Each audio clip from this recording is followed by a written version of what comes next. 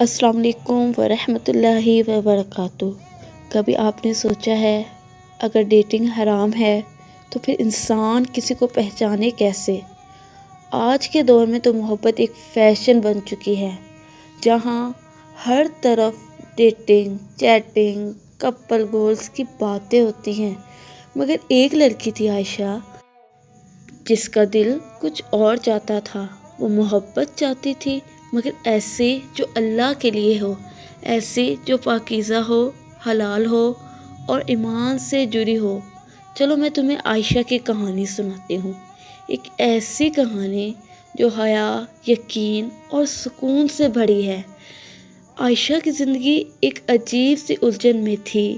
ہر طرف لوگ جدید انداز سے ڈیٹنگ کر رہے تھے، انٹرنیٹ پر کیوٹ کپلز کی تصویریں اور کہانیاں وائرل ہو رہی تھی، مگر عائشہ کا دل کچھ اور چاہتا تھا۔ ایک ایسا شوہر جو صرف اس سے نہیں بلکہ اللہ سے بھی محبت کرتا ہو۔ لیکن اس کے ذہن میں ایک سوال بار بار آتا، اگر ڈیٹنگ حرام ہے تو پھر یہ کیسے جانا جائے کہ کوئی انسان نیک اور اللہ سے ڈرنے والا ہے یا نہیں؟ ایک دن اس کے والد محمود صاحب نے اسے ایک رشتے کے بارے میں بتایا۔ یہ رشتہ کسی قریبی رشتہ دار کے ذریعے آیا تھا۔ رشتہ دیکھتے ہی عائشہ کے دل میں سوچ ابھری، میں ایک اجنبی شخص سے کیسے شادی کر لوں؟ میرے دل میں تو کچھ خواہشات ہیں، کچھ خوبیاں ہیں جو میں اپنے شوہر میں دیکھنا چاہتی ہوں۔ وہ چاہتی تھی کہ اس کا شوہر اللہ سے ڈرنے والا ہو، ایماندار، نرم دل اور خیال رکھنے والا ہو، مگر یہ بھی جانتی تھی کہ اگر اس شخص سے پرائیویٹ بات چیت کرے، کالز یا میسیجز پر بات بڑھائے تو فتنہ پیدا ہونے کے امکانات بڑھ جائیں گے۔ چونکہ عائشہ ایک دیندار اور ایماندار لڑکی تھی، اس سوچ نے اس کے دل میں ایک عجیب سی پریشانی پیدا کر دی۔ وہ اپنے ویلیوز سے سمجھوتا نہیں کرنا چاہتی تھی۔ رات کے پرسکون لمحوں میں جب سب سو چکے تھے، عائشہ خاموشی سے اپنے فون کی سکرین دیکھ رہی تھی۔ اس کی سہیلیوں نے تو سب نے اپنے رشتے اپنی مرضی سے بنائے تھے، مگر وہ چاہتی تھی کہ اس کا رشتہ صرف جذبات پر نہیں بلکہ دین کی بنیاد پر قائم ہو۔ اچانک اس کی نظر ایک اسلامی کونسلر کے پیج پر پڑی۔ کونسلر کی باتیں بہت سمجھدار اور دل کو چھو لینے والی تھی۔ دل ہلکا کرنے کے لیے عائشہ نے اسے میسج کیا، السلام علیکم، مجھے سمجھ نہیں آ رہا کہ ایک اچھا رشتہ حلال طریقے سے کیسے دیکھا جا سکتا ہے۔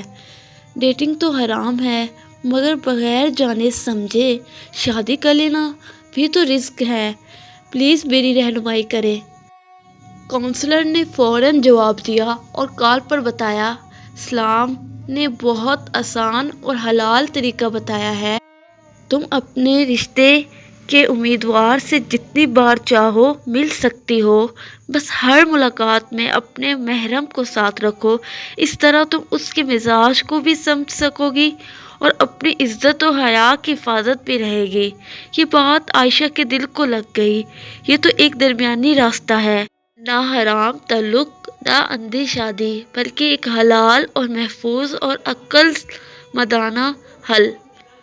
اگلی صبح اس نے اپنے والد سے بات کرنے کا فیصلہ کیا۔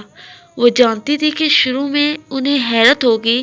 عائشہ نے کہا، بابا، میں چاہتی ہوں کہ جو بھی رشتہ چنوں وہ صرف معاشرتی دباؤ کے تحت نہیں بلکہ دین کے مطابق ہو۔ میں نے ایک طریقہ سیکھا ہے جس میں اس انسان سے آپ کی موجودگی میں ملاقات کر سکتی ہوں۔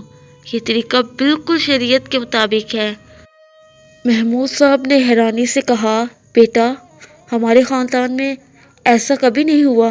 عائشہ نے احترام سے مسکرا کر جواب دیا، بابا، کلچر تو بدل سکتا ہے مگر دین تو ہر زمانے کے لیے ہے نا۔ اللہ ہم سے صرف نیت اور طریقہ پوچھے گا، یہ نہیں کہ لوگ کیا کہیں گے۔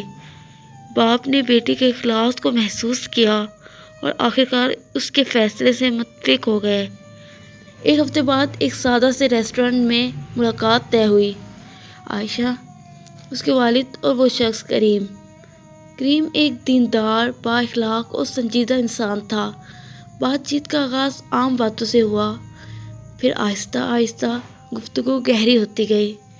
زندگی کے نظریات، دین کی اہمیت، خاندانی اقدار اور ایک دوسرے کی توقعات، ان چند حلال ملاقاتوں میں سچائی اور خلوص بڑھتا گیا۔ یہ تجربہ مختلف تھا مگر بہت پاکیزہ اور اصلی۔ آخرکار دونوں نے توکل کے ساتھ ایک دوسرے کو اللہ کے نام پر قبول کر لیا۔ انہوں نے بغیر فضول خرچی کے ایک سادہ نکاح کا فیصلہ کیا، نہ لمبی تقریبات، نہ غیر شرعی رسمیں۔ یوں ایک خوبصورت زندگی کا آغاز ہوا، سنت کے طریقے سے ہوا۔ عائشہ اور کریم ایسی زندگی گزار رہے ہیں جس میں صرف محبت نہیں بلکہ سکون اور برکت بھی ہے۔ آخرکار جب بنیاد حلال ہو تو اللہ اس میں برکت ضرور ڈالتا ہے۔ اگر آپ بھی کسی کشمکش میں ہیں تو یاد رکھیں، صحیح راستہ ہمیشہ موجود ہوتا ہے، بس ضرورت ہے تھوڑی ہمت اور اللہ سے صحیح رہنمائی مانگنے کی۔ اگلی ویڈیو تک السلام علیکم۔